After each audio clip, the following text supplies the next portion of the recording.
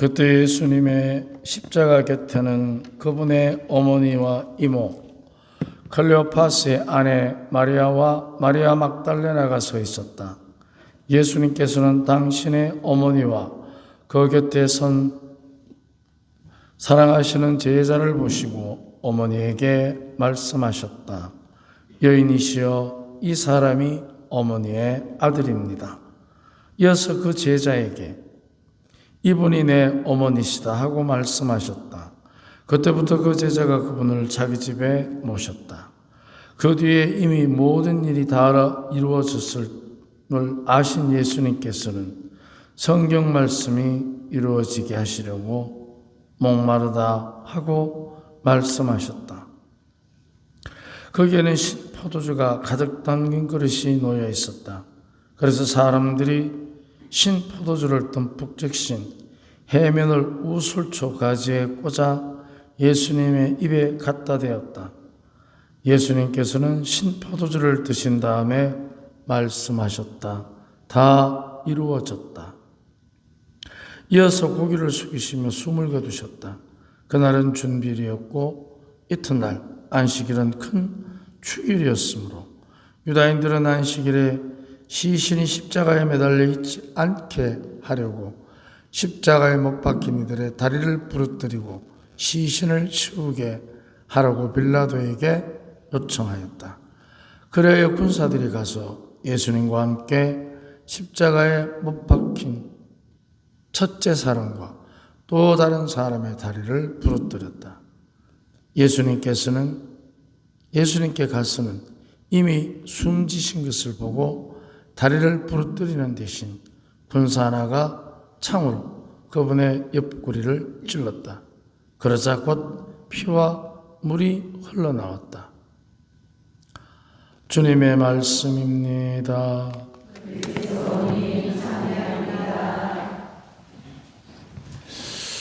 예, 오늘 마산교구 셀 기도 모임이죠. 예, 파티마 성모님의 그 정신 발현 또는 그 아이들의 순수함, 세계 평화를 위해서 특별히 파티마 푸른군대 사도 조직에서 나오는 기도 모임으로 알고 있습니다. 맞습니까? 예. 일주일에 한 번씩 모여서 기도하십니까? 예, 그러시구나. 자, 우리가 특히 오늘 성모님 기념일을 맞이해서 십자가 곁에 계시던 성모님, 그분께서 우리를 위해서 전구를 하신다고 우리는 다 듣고 알고 배우고 깨닫고 있습니다. 그러면 성모님께서 우리를 위해서 전구를 하실 때 그 목적이 무엇이겠습니까? 우리 셀 기도 회원들은 잘 아실 거 아니에요. 전구의 목적이 무엇입니까? 셀 기도 모임의 목적이죠. 네. 성화. 그죠? 성화. 그러면 성화라는 것은 저절로 되는 것입니까? 아니면 노력해야 하는 것입니까? 바로 피와 물을 쏟으신 예수님의 오늘 복음의 이야기와 요한복음 2장 1절에서 12절에 나오는 가나의 혼인잔치 이야기를 한번 이렇게 연결시켜 보십시오. 가나의 혼인잔치에서는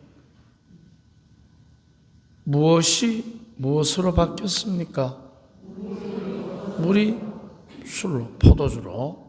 그러면 오늘 복음에 보면 피와 물을 쏟으시는 예수님, 그것은 이제 물이 포도주가 되게 하는, 물이 갖고 있는 정화라는 의미에서 술이, 포도주가 우리에게 시사하는 성화, 그 둘 다를 포함하는 것입니다. 그래서 피와 물을 쏟으셨다 하면 물로 세례를 받고 성령으로 성화된다는 의미를 담고 있습니다. 그렇다면 정화와 성화의 차이가 무엇인가? 정화는 우리 개인이 자기 개인의 사적인 자기의 죄나 또는 자기가 살아오면서 겪었던 모든 일들에 대해서 집중하게 됩니다. 정화. 그래서 개인적인 일과 개인적인 죄, 개인 사에 많이 집중을 합니다. 그래서 내가 정화가 되면 이제 그 다음에 정화된 상태에서 우리에게 주어지는 성모님의 정부의 축복이 있습니다. 그것이 바로 성화입니다. 성화. 우리가 정화에서 성화로 들어가게 되면 이제 내 자신이 내 자신의 것만이 아니라 하느님의 자녀로서 온 세상을 위한 사명을 받았음을 깨닫게 됩니다. 세상을 위한 사명. 그렇다면 내 개인을 정화하는 사명하고 내 개인의 성화와 세상의 성화를 위해서 내가 받은 사명이 다릅니까? 다르지 않습니다. 그런데 이제 정화의 단계와 성화의 단계에서는 세상을 보는 시각이 달라집니다. 정화는 사람들 사이의 일에 굉장히 예민합니다. 그런데 성화라는 것은 하느님께서 이루시고자 하는 더 넓은 만남을 중심으로 해서 세상을 보는 것입니다. 그러면 정화의 단계에서는 대부분의 사람들이 눈에 보이는 일, 내가 했던 일, 거기에 연연할 때가 많습니다. 그런데 분명한 것은 정화와 성화라는 것은 칼로 물베기입니다. 절대로 계단을 올라가듯이 첫째, 둘째 이렇게 되는 것이 아니고 우리가 물을 칼로 베면 분리가 어렵습니다. 그런 현상과 같은 것입니다. 그래서 정화의 단계에서는 나의 과거, 나와 연관된 사람, 내가 알고 있는 사람, 거기에 굉장히 머물러 있습니다. 그런데 성화가 되면 이제 하느님의 눈에서 온 세상을 바라보게 됩니다. 그러면 내가 정화의 단계에서는 다른 사람에게 거짓말한 것에 집중을 하게 된다면 성화의 단계에서는 내가 거짓말을 함으로써 악마의 계략에 넘어갔다는 더 영적이고 폭넓은 시각을 갖게 됩니다. 그래서 성화라는 것은 이제 똑같은 행위입니다. 정화의 단계에서나 성화의 단계에서나 내가 구체적으로 하는 기도도 똑같고 하는 행동도 똑같습니다. 하지만 내 자신이 바라보게 되는 눈에 보이는 세상을 넘어서 영적인 세상에 대한 이해의 폭이 깊고 넓어지게 되는 것입니다. 그러면 이제 정화의 단계와 성화의 단계에서 어느 단계에서 하느님을 더 깊고 진하고 넓게 높게 만나겠습니까? 성화겠죠. 바로 그거예요. 이제 거룩하다는 것.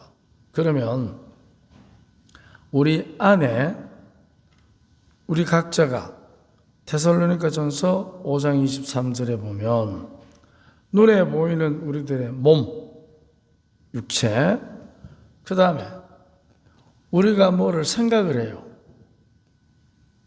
오늘 우리 셀 회원도 월요일 날, 오늘 같은 날 등산 가기 좋은데 셀회원 전체가 버스를 타고 성모 솔선마을까지 가야 되나? 등산 갈까? 마을 갈까? 분명히 갈등했을 거예요. 또 옷장 문 열고 이 옷 입을까? 저 옷 입을까? 그렇죠? 그러니까 그런 생각하는 힘이 있습니다. 우리 각자가.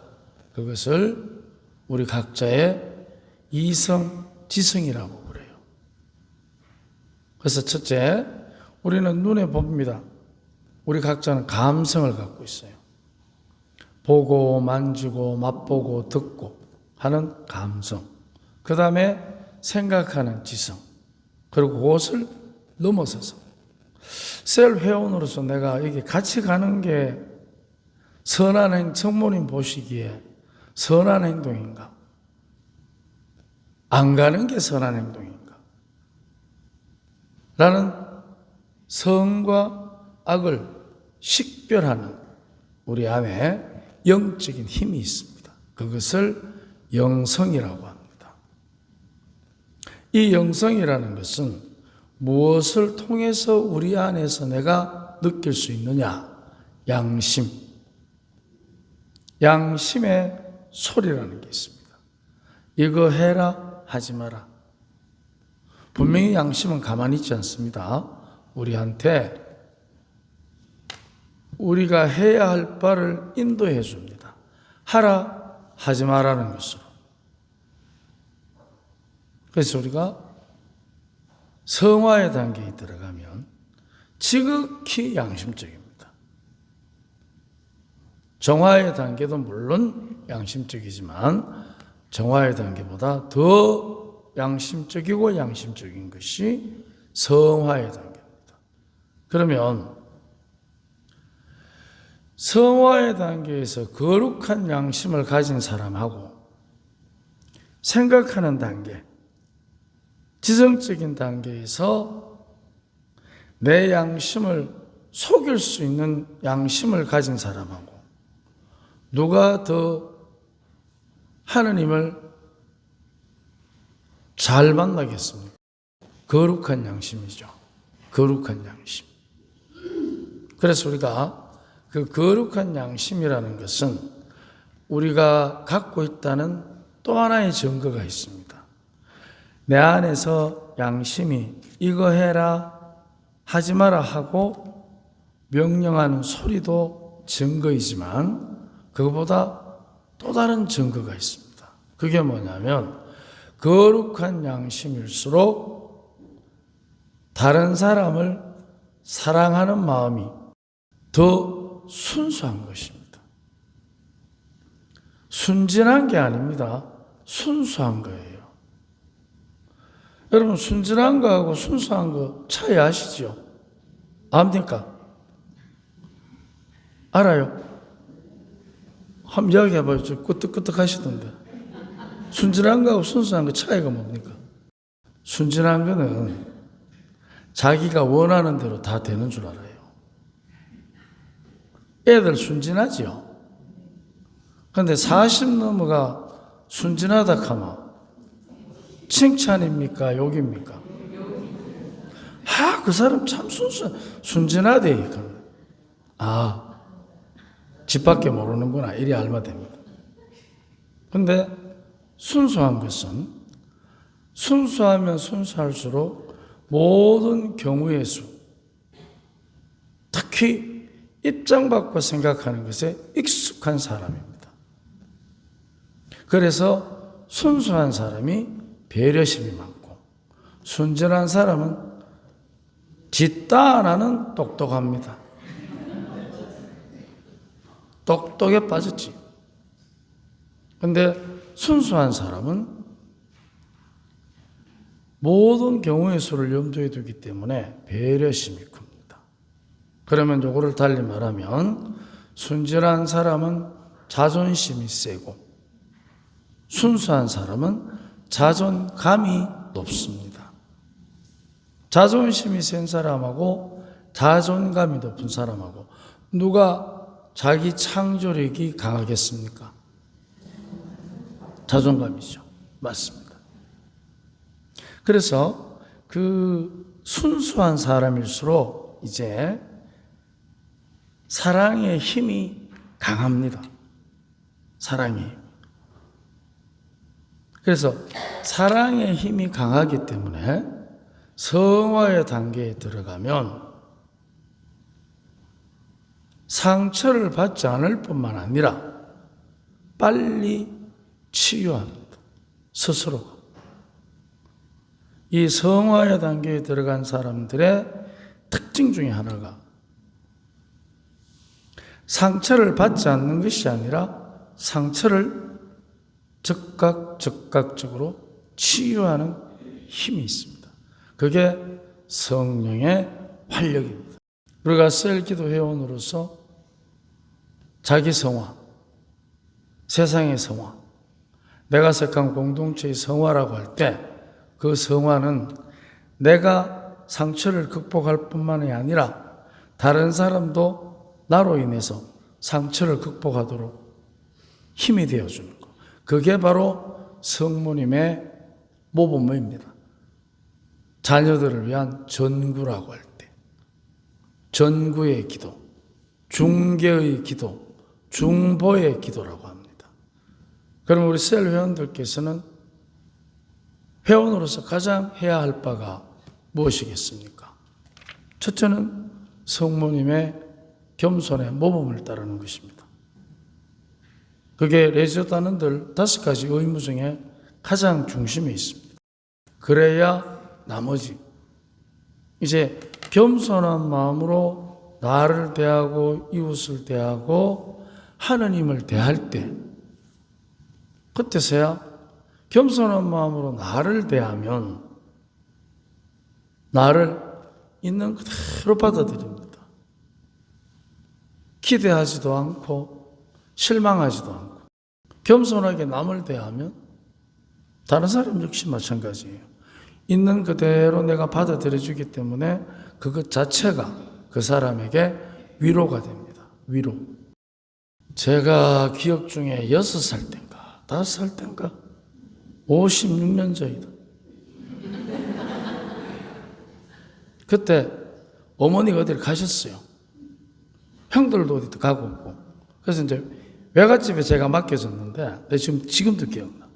대구에 그 대구공고 뒤에요. 이래 한옥이 이래 있는데 한옥이 보면 뒷마당을 내다보는 그 마루 끝에 공간이 이래 있습니다. 옛날에.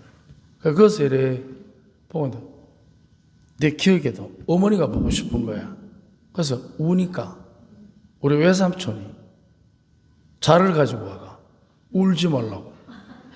아니 실컷 오도록 놔두면 될 낀데 6살짜리한테 엄마 보지 마라 하는 말이 보고 싶다고 운다고 뭐라 하는 게 말이 돼요? 여러분은 그런 적 없습니까? 이게 뭘 뜻하느냐? 있는 그대로 받아들여 주라는 거예요. 내가 생각하는 잣대로 상대에게 들이대기 시작하면 정화도 성화도 한 번에 다 날아갑니다. 잘 생각해 보세요. 왜 우리 가정이, 우리 부부가, 우리 친구 사이가 이렇게 힘든가? 그것은 네 잣대로 들이댔기 때문에 있는 그대로 못 보는 거지. 그 사람의 입장에서 그 사람을 보는 게 힘들면 있는 그대로라도 봐줘야 됩니다. 그래야만 이제 거기에서 우리가 영적으로 진보할 수 있는 겸손함이 생깁니다. 그래서 다른 사람을 있는 그대로 봐주면 그 사람에게 그것 자체가 위로가 되는 것입니다. 그러면 그도 위로를 받고 나도 위로를 받기 때문에 둘 다가 성화되는 기쁨이 자리할 수 있는 것입니다. 이게 바로 중보자, 전구자, 동반자가 하는 영적인 태도입니다. 그렇게 되면 다른 사람을 나를 겸손하게 대하고 다른 사람을 겸손하게 대하니까 그 겸손한 가운데 성화의 축복 속에 활력 넘치는 삼위일체이신 하느님의 특별한 그것도 지혜의 성령께서 우리에게 주시는 충만함이 그 안에 자리하는 것입니다. 그게 바로 성화의 기쁨입니다. 오늘 복음에도 성모님께서 아들의 죽음을 눈앞에 보고 있고 또 어머니, 다른 아들에게 이 어머니를 어머니라고 하는 이유는 바로 우리가 하느님 안에서 성화의 단계를 거칠 때 뭐가 파괴되느냐 하면 인간적으로 얽매인 인간적 관계, 그게 더 성화가 되고 폭이 넓어지면서 이제 온 인류가 원수가 없어지고 형제 자매가 되는 것입니다. 이게 여인이시여 이 사람의 어머니 아들입니다. 이분이 내 어머니시다는 그 말씀 속에 숨어있는 주님의 성화의 축복의 표시입니다. 모든 사람이 이제 좋고 싫고를 넘어서서 성화된 사람에게는 모두가 형제 자매가 되는 것입니다. 그래서 우리가 이 거룩한 성화의 축복이 언제 이루어지느냐? 성체 성사 때, 미사 때, 우리가 성체를 영할 때 같은 몸을 영하기 때문에 같은 몸을 누리는 형제 자매가 되는 것입니다. 그래서 우리가 성체 성사는 바로 우리 모두가 하느님의 자녀가 되는 거룩한 기쁨이라는 것을 다시 한번 기억하면서 오늘 우리들이 성모님 축일을 맞이해 성모님께 그분께 청해야 할 정부에 해주시는 내용이 무엇일까? 그건 딱 두 글자입니다. 성화. 오늘 하루 성모님의 정구로 성화되는 기쁨을 누리도록 합시다. 아멘.